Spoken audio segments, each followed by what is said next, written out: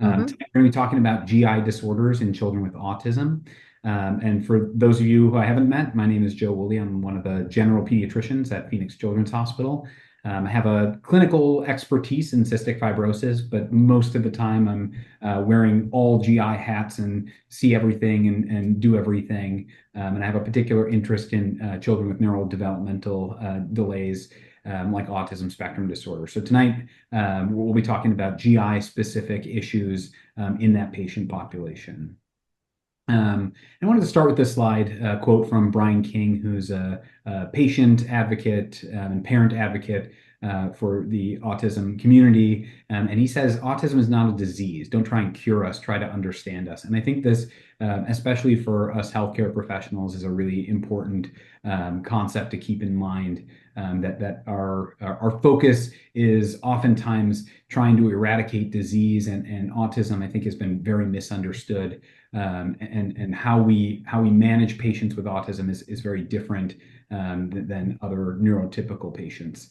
And so with that, probably the most common GI conditions that we see are things like constipation or diarrhea, eating difficulties, and many of the issues that we deal with are very common in otherwise healthy patients as well. The biggest difference in terms of neurotypical children versus kids with autism is the presentation. And there's a lot of challenges surrounding that when there's underlying communication or sensory localization issues. And those can be major barriers to timely recognition and treatment. So kids with autism can also present with other comorbidities that originate or can be exacerbated by the presence of GI issues like behavioral concerns, so things like self-injury or aggression, elopement risk, and sleep dysregulation.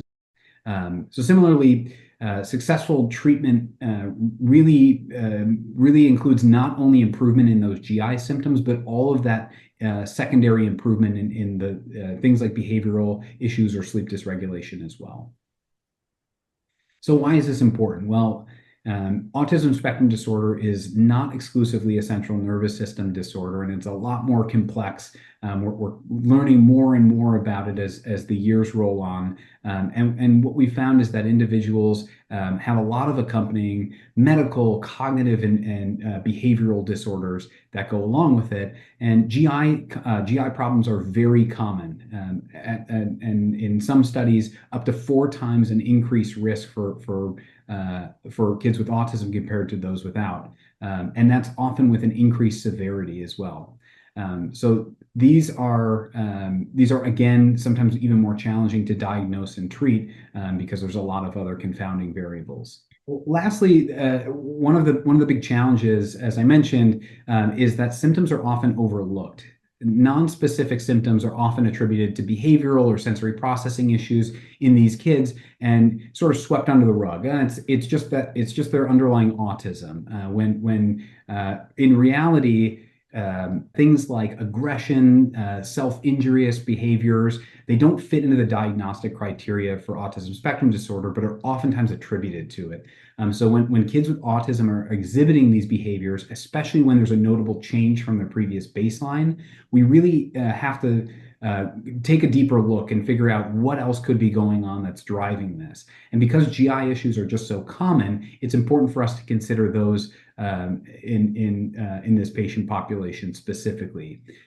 So in addition to that, comorbidities such as seizure disorders, sleep dysregulation disorders, psychiatric disorders, they've all been shown to occur more commonly in kids with autism and require medications that can have a lot of GI side effects. So for example, some anti-epileptics or anti-seizure medications have really prominent GI side effects. Or those that are used as behavioral regulation medications like psychotropics or stimulant medications for ADHD, even things like supplements, fish oil or probiotics, they have well described GI side effects that can really muddy the waters. Now we're going to talk about specific conditions that are associated with autism. And I highlighted a couple here that I think are the most common and sometimes the most challenging for families that I see. The first is constipation. And this is a very misunderstood, problem, and oftentimes because it's so common that people don't talk about they don't talk about their stooling behaviors. They don't. It's not an interesting topic of conversation amongst friends, and so it's not clear what normal is. But this is a clinical diagnosis, meaning that it doesn't require any special testing or imaging or any workup to make the diagnosis. It's really just based on the history and a physical exam when that's available. But it's based not only on the frequency of defecation, so just going every day doesn't mean that a child isn't constipated, but it also has to do with the stool consistency. If it's harder or drier or large caliber, or if there's associated symptoms like excessive straining or pain or blood, etc. And over 90%, the overwhelming majority of kids that we see, even who don't have neurodevelopmental delays, it's a functional problem, meaning that there isn't some underlying organic problem that's causing the constipation. It's really just a vicious cycle of getting backed up. It hurts to go. They start with holding, and then things really just snowball out of control. Once we break that cycle, things get better. But the red flags that we're considering when we're first meeting in the clinic setting to try and identify if there's anything else that may be driving this are things like delayed passage of meconium. That's that dark tarry stool. That's the first one after birth. That should happen in the first 48 hours. When that happens, days later, it can sometimes indicate that there's a nervous system problem in the colon, or sometimes other things like anatomy problems or even cystic fibrosis. Infantile onset, especially when it just kind of starts from the newborn period and there isn't a clear trigger, like a change in the diet. So sometimes switching from breast milk to formula, or introducing solid foods, or introducing cow's milk at a year. Those are really common trigger points for constipation to develop. Poor growth. Anytime that we're seeing, weight gain issues, or more importantly, height gain issues, that's a major red flag and maybe indicating something else is going on. And then motor development concerns. And this is more specific to the lower extremities. So kids who have muscle weakness or gait abnormalities, toe walking, although again, there's a lot of overlap in autism spectrum disorder, so that can be a little bit challenging, but sometimes that can indicate that there's a spinal cord problem and something else more serious going on than just that vicious cycle kind of constipation that I mentioned. The last red flag is if it's refractory to treatment, and I'm not talking about just starting a daily stool softener, but really more aggressive management, as I'll get into. When they don't respond to that and are still having a lot of issues, sometimes that can indicate that there's something more insidious. Workup is rarely warranted. It's not common that I'm jumping to get blood testing or stool testing or imaging or other more advanced testing in kids with even long-standing constipation in the first visit, because most of the time, again, when we break that cycle and get things better managed with medications, things get better. And so unless I'm seeing any of these red flags, I'm oftentimes foregoing a workup, which again, in kids who may not do well with poking and prodding, that's a really important aspect to be judicious in our evaluations. And then lastly, diet and behavioral changes are really the first step in treatment, but they're not always enough, especially when patients are getting to the subspecialist. By the time that they're seeing me, things are typically bad enough that just drinking more water or eating more fiber or adding a small daily dose of a stool softener is not going to be enough. We're too far behind the 8 ball, and they require a little bit more aggressive management. How constipation develops, I think is helpful to really understand why we treat it the way that we do. And this is a lot of the education that I do in my clinic visits. And I'm always shocked to find how long people are allowed to suffer with the consequences of constipation before they learn about this and optimize the management, because I see lots of teenagers and young adults who have been dealing with significant symptoms like pain and bloating and nausea, feeding issues, vomiting even, and sometimes are having accidents because it gets so bad and getting stigmatized or bullied at school. And oftentimes the fix is just as simple as breaking the cycle. So I like to review this whole process because I think it really puts things into perspective. Now, normally what happens is when we get to the end of the colon, this is the rectum, that's the reservoir that houses stool before you empty into a toilet. When that fills up with enough stool, it stretches out those walls. And it's that stretch that actually sends a chemical signal to the brain to say, hey, you need to go. That's the urge that we all get to recognize when we need to find a bathroom. Now, from the time that you finish swallowing until this moment when you get that sense of urgency, everything else that happens in the middle, all of digestion is automatic. You don't have to think about it. Your body just does that for you. But at this moment, you have a choice. If you're in a place where there is no available bathroom, like car or work or school or sitting in a Zoom visit, you have a choice that you can squeeze the pelvic floor muscles and prevent that stool from coming out, actually push it back up inside. Now, the only job of the colon is to reabsorb water. From the beginning of the colon until the end, everything is just sort of left over from the food that you've eaten. There's not a whole lot of nutrition left in it by the time it gets to the colon. And so the only job of the colon is to try and reabsorb as much water as possible so that we don't get dehydrated. The problem is that with this withholding, the stool has more time, or the colon has more time to draw water out of the stool. And over time, it starts to get harder and drier and more difficult to get out. Not only that, but it's this never-ending conveyor belt where there's always more stool coming up behind. So now it starts to get enlarged, and this can be very painful and uncomfortable for people to pass. Over time, that urgency starts to be recognized by the brain as an anticipation of pain coming. So instead of thinking, oh, I need to go because I need to rest, relax, and release, kids start to learn that pain is coming and that they instinctively withhold. And this process can start even in infancy, which is why I said, sometimes I see teenagers and young adults who have been dealing with constipation since that time, and all of it is just that vicious cycle that is sort of snowballed out of control. Now, one of the things that I hear a lot from families is, well, they actually have loose poops or they're going every day. There's no way that this could be a constipation problem. Well, like I said, there's lots of different factors that go into making a diagnosis of constipation, and sometimes it's gestalt. But what can happen when the stool gets really backed up is you create this traffic jam of hard, difficult to pass stool, and that liquid stool at the beginning is able to sort of leak around it, almost like motorcycles in a traffic jam where the semi-trucks are stuck, but the motorcycles can kind of slip around and through and find their way out. And so diarrhea is not always a separate entity. It actually may be a consequence of constipation from that overflow. The other thing that can happen, I just want to point out, is that over time, as that rectum gets stretched out further and further, just like an overused tube sock, it can lose its elasticity. It doesn't snap back the way that it should after a successful defecation, and sometimes stays really floppy and dilated. And that's actual damage, but it's not permanent, or doesn't have to be. But what can happen with that stretching process is that the volume on the message to the brain starts to get turned way down. So children don't always recognize when they need to go, or they really have to be finely tuned to recognize that signal after they've been chronically constipated.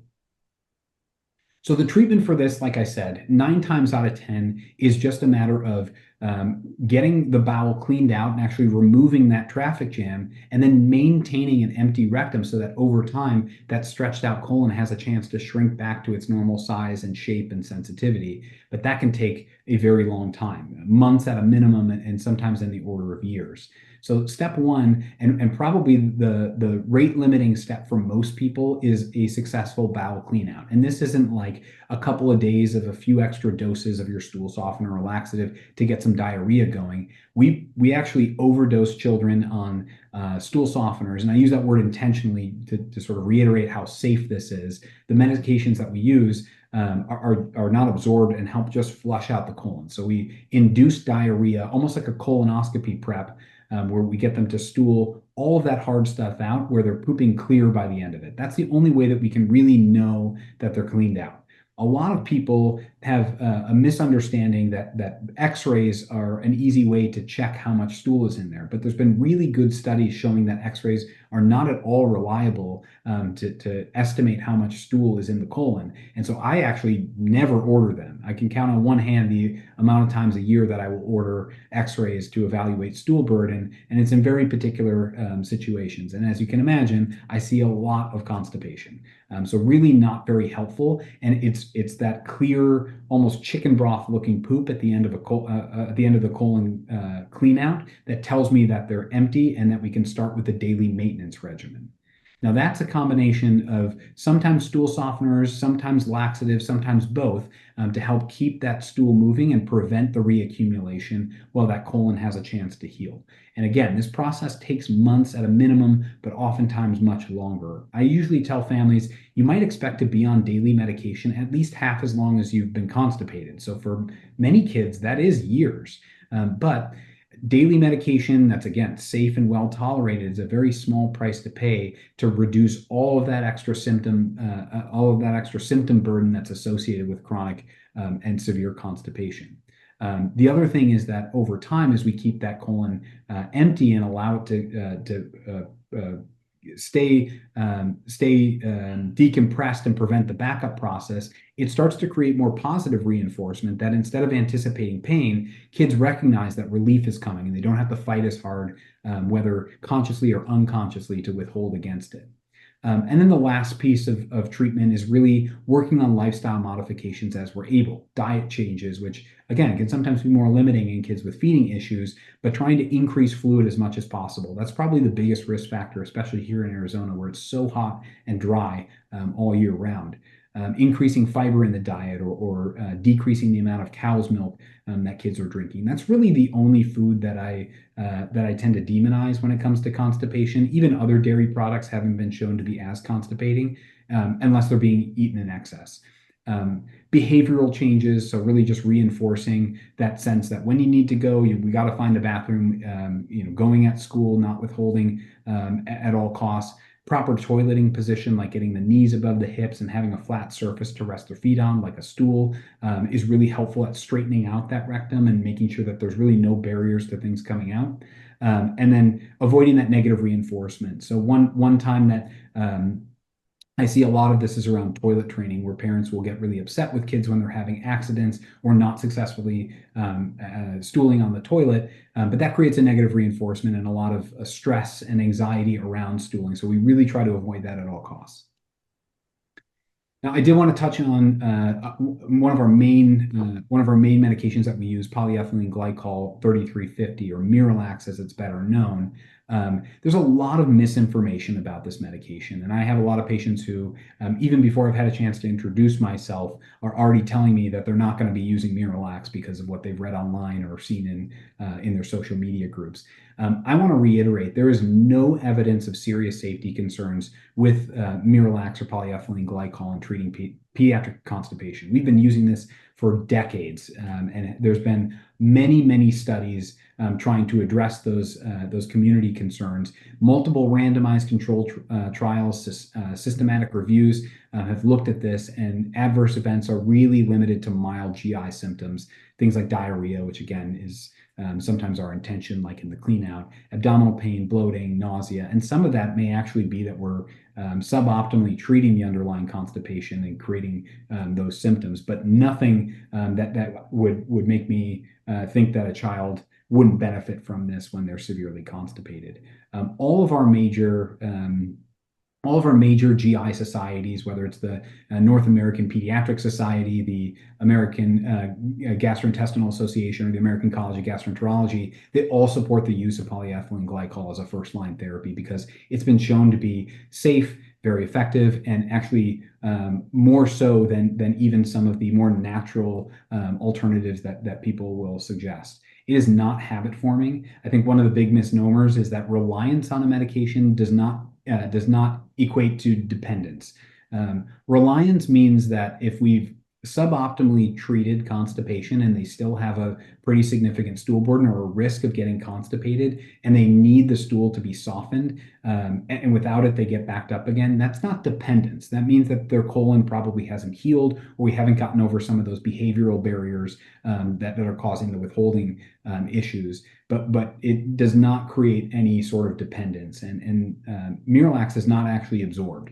The way that it works is by getting through the entire digestive tract, and when it gets into the colon, it just draws more water in. So it's really not a mechanism for it to cause any of those more significant side effects that people report. And there have been some anecdotal reports about it causing neuropsychiatric or behavioral symptoms that have really not been substantiated in the medical literature. And again, this has been very well studied.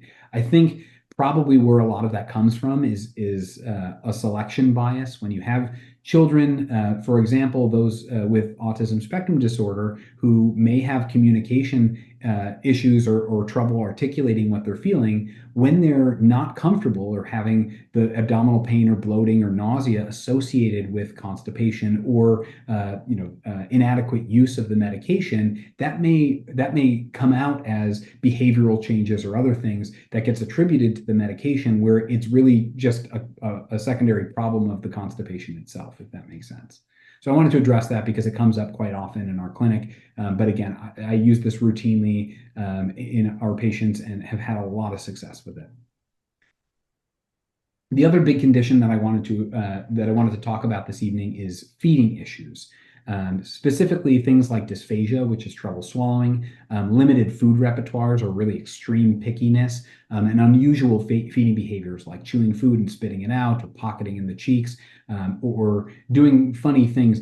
That again oftentimes gets attributed to sensory processing or behavioral issues. And while that may be part of it, it's not always the whole story. And so it's really important that we maintain a high level of vigilance, especially in kids who have trouble articulating or communicating what they're feeling, that there may be something else going on.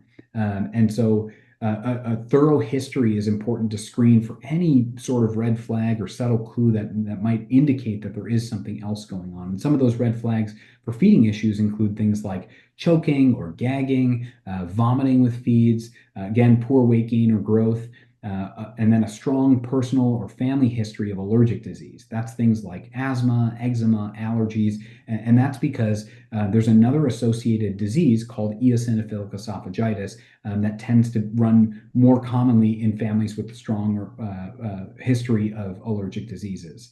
And now, most of you have probably never heard of EOE, which is great, but it's a lot more common than you think. And I think about it very similar to eczema or asthma, and that it's this smoldering inflammation that occurs in the esophagus or the swallowing tube. And the eosinophilic piece of the name is referring to the specific allergy cell that drives this.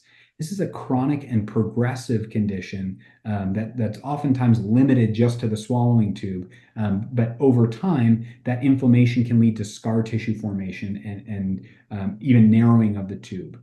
This is different than typical food allergies. So many people will come in and say, my child is struggling with their diet, or they have belly pain or other issues. Could it be food allergies? And the short answer is most of the time not.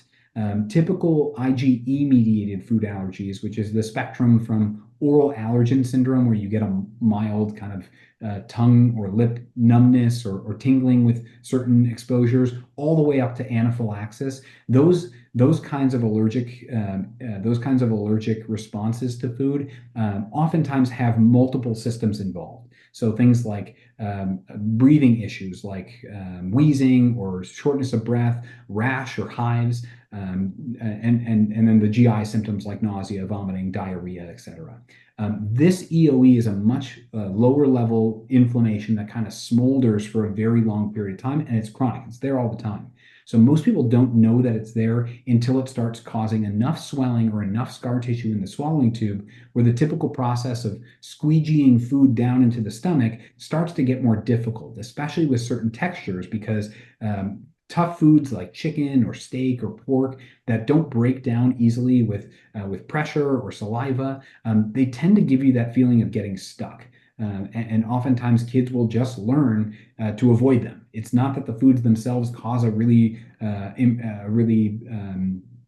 worrisome reaction. It's just that they don't feel great. And so over time, they just learn to avoid them.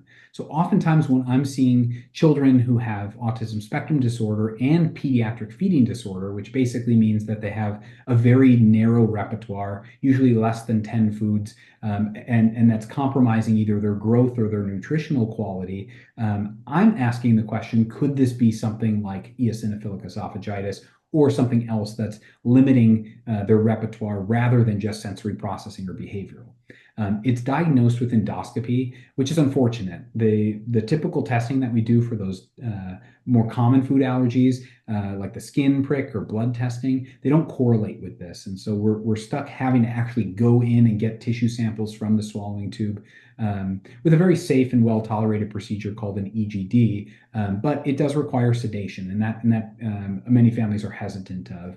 I spend a lot of time trying to reassure that, again, in my practice, I'm a pediatrician first and a specialist second. So I really try to limit any sort of poking or prodding or certainly more invasive procedures. But this is maybe the one example in my practice where when I'm doing an endoscopy, I'm actually going to rule something out. I'm hoping that I don't find anything.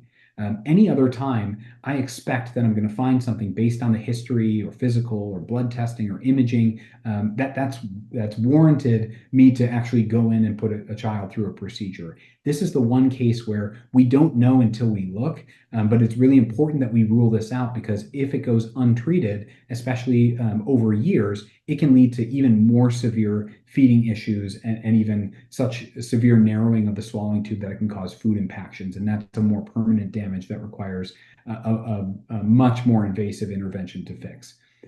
It's not a life-threatening condition, but it is a threat to quality of life over time. And as I mentioned, this is progressive. So especially in younger children, the symptoms are very subtle and very nonspecific. And so sometimes it's really difficult to make the diagnosis without actually just going in and taking a look. This is just a quick picture to show you what's actually happening here. The swallowing tube leading into the stomach, you can see the cross-sectional there. And in a normal esophagus, it's healthy, it's pink, it's wide open. It allows for pretty big sized food to get down there. But as that inflammation starts, just like anywhere else in the body, you get swelling, and that causes a narrowing of that tube where things start to have a little bit of a more difficult time going down. And over time, as that scar tissue builds up under the surface, it can lead to even more significant narrowing and even permanent narrowing that doesn't respond to medications and actually has to be physically dilated or enlarged. So I wanted to address a couple of common questions that people have, because I'm going to open things up and let you all ask whatever questions that come to mind. But a couple that I specifically wanted to address is the question about specialty diets. And most of the time when we're talking about this, people are asking about gluten-free or casein-free diets. And the bottom line is that the data that's available to us now is just not supportive of these things.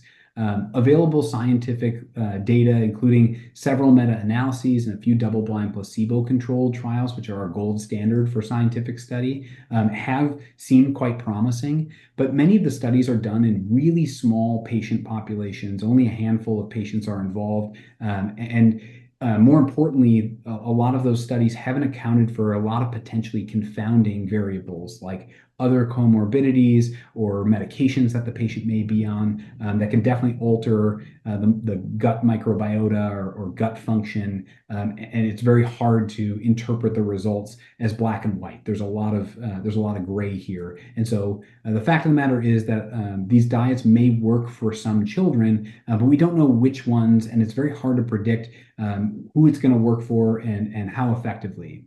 Now, there are anecdotal evidence. I have plenty of families that tell me we changed this in the diet and things got better. But again, that's very hard to apply to a much broader patient population. And a word to the wise, I think, especially in our children who have more limited repertoires that have compromised nutritional quality, I am very, very hesitant to try and limit the diet in any further than necessary. And even when we have dietary elimination as a treatment for certain conditions, I tend actually not to recommend those things because we don't want to take away preferred foods and limit that diet even more so. So for families that are interested in trying these diets, the one caveat that I would give you is I would strongly advise you to do so with the oversight of a registered dietitian or an RD to make sure that the nutritional quality of the residual diet is adequate for the child. This one I was a little bit hesitant to even include, but I figured somebody was going to ask about it. This is a huge can of worms, to say the least. And we know that the gut microbiome is a very strong influence on the brain and the gut interaction, and may actually modulate neurobehaviors and moods. But there are some newer studies that seem to promise that seem to hold some promise for things like specific probiotics or fecal transplant, including a recent study that was done here in Arizona. I know there's a big center at ASU that does have some promising data. But there are, again, a lot of significant limitations in those studies that have to be addressed before these interventions can be applied to a broader patient population and be recommended as both safe and effective.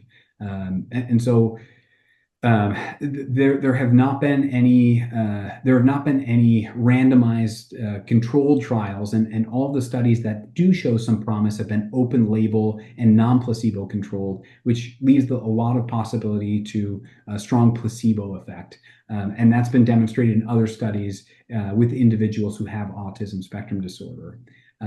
There are double-blind placebo control trials that are ongoing, and so this may be in the very near future something that we can harness as a treatment option for some of the more specific issues related to autism spectrum disorder. But again, we don't know which and for who. And also important to mention, besides a single fecal transplant study that was done here in Arizona, there really haven't been any other studies that have shown resolution of all aspects of autism, meaning that each intervention seems to target a specific issue like social abilities or a behavioral concern. And it's likely that we need more studies and more targeted treatments that are going to help a broader patient population. Now, the biggest takeaway here is that not all microbiota are beneficial, and so adverse effects can definitely occur. Many of these studies, which admittedly are quite compelling, are not looking at the risk of those side effects, such as GI symptoms, the bloating, the gas pain, behavioral changes, diarrhea, etc., and may be very difficult to discern whether it's something else going on or it's the introduction of some probiotic or prebiotic. And many of these studies are using purified strains of very specific bacteria or probiotics in different dosing than what's available over the counter. So I always caution people, probiotics are not FDA regulated. And so it's very hard to know when you're buying something over the counter what's actually in it, because the labels are not FDA regulated. So you don't actually know what you're getting. And again, you may be actually introducing more harm than good. So it's the bottom line, I would say that the answers to the universe probably lie in the microbiome, but we just don't know enough about it yet as to how to harness it, especially for these patients. So with that, I know I've covered a lot and pretty broad strokes, but those are kind of some of the higher yield topics that I thought might be helpful for you all, and I'll open things up to questions. How can parents prepare for a GI appointment? Yeah, that's a great question. I would say stay off of Google. We get a lot of folks who have gone down a rabbit hole. And again, a lot of GI symptoms are very non-specific. And so if you just type in, vomiting into Google, it'll tell you some really big, bad, scary stuff. And so a lot of people come very anxious and worried about things that are not even on my radar, and not because I'm not thinking about them, but I'm not too worried about it based on how patients are presenting. But I think the real challenge is management with the pediatrician. And I know that the system has really stressed primary care in a big way, and they're asked to do a whole lot more with a whole lot less resources, and there's not as much time to do education really spend the effort and energy understanding what may be going on. But there's not a whole lot that I ask parents to prepare. I really trust that parents know their kids best, and so I put a lot of stock into what parents are telling me about their experience or things that they're seeing, because again, a lot of these things are very subtle and non-specific, and so there's not a whole lot that you need to really prepare. Just being a parent is already preparation enough, and just come armed with questions and keep an open mind, because I think sometimes people are surprised at the recommendations or the presumptions that we make about what we think is going on.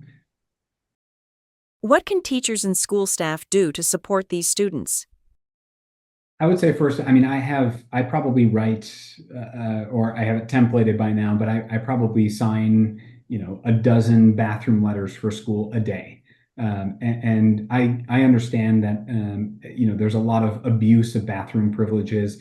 But I can tell you that one of the biggest barriers for kids, especially in the school age, is going to the bathroom at school. And sometimes that's a fear of going to the bathroom because the bathrooms aren't clean, or they're noisy, or they're worried about safety. But it does create a good setup for constipation to really get out of control with that prolonged withholding during the day.